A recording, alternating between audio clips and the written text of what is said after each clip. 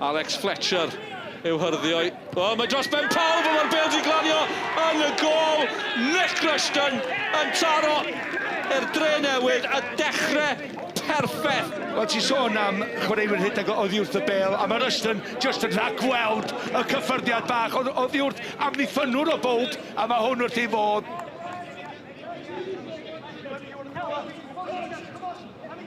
Liam Thomas wedi bod yn dawel hyd yn edrych am Bowen, mae Bowen yn gwybod yn ei chwarae ar ysgwydd yr amddiffynwr. Dwi ddim yn drosedd Bowen yn arbediad gan Jones. Dyna'r bygythiad sydd gan y ddau yma. Ie, allan o ddim byd, they're just moments bach gan Bowen, mae o'n medru creu cyfleon iddo fo hun.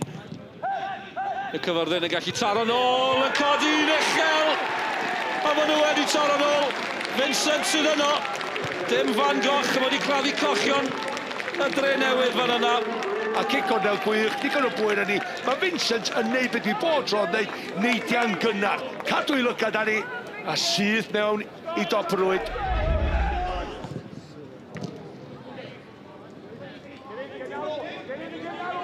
Mae Drenewydd yn bygwth eto, Sheridan, drwy'r canol, Sheridan, i'r gol! Am ffordd i ddechrau'r ail hanner, Ian Sheridan, newydd ymuno yn yr haf o'r bala, sydd di taro. Fe sgorio nhw ar ddechrau'r hanner cyntaf, maen nhw wedi sgorio ar ddechrau'r ail hanner. Mae'r Drenewydd yn ôl ar y blaen. Yn y diwedd, mae'n ei edrych yn syml. Ond mae 18-18 iddo fo, do'n di ddod digon allan digon sydyn, felly mae o'n cael blaen i droi dim yn gol. Mae Drenewydd yn pwyso eto Sheridan at Mwandwe, nôl at Sheridan, oedd Rushton yn disgwyl amdani. Mae'r 3-1 yn yr un o bryd, Rushton. Mwandwe. A'r gwr yma, Sheridan di cael un. Oedd yn edrych am ei ail. Sy'n rhaid chdi weithiau pan ti'n fain y gol yn y cwrs cosbi, rei gymaint o bwer tu ôl i.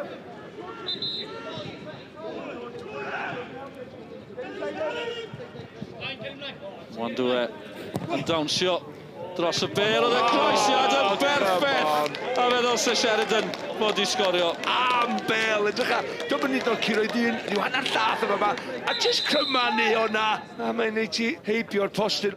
Yeah, it was a great result. The lads worked so hard for it. We talked about our away form and wanted to get off to a good start this season. Yeah, it's our first 3 points, and the way we threw our bodies on the line at the end, I think it was well deserved.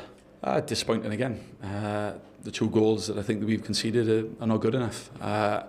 We just had a chat in here, open chat. We have to stop giving goals away to teams who will punish us. So not good enough in terms of goals conceded.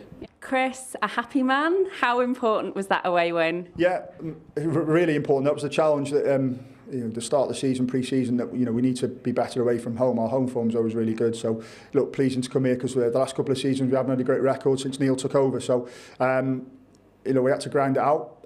But second half we were a lot better when we started to play our game and what we're about. And look, we probably created 3 or 4 really good opportunities after our second goal to make the game really comfortable. But the players like to put me through the ringer in the mill, and we didn't get that. But look, we defended fantastically well because they're a tough side, they're a strong side, and I thought they caused us a few problems first half. We tweaked a few things at half time and came out, and I thought we were really good value for the win.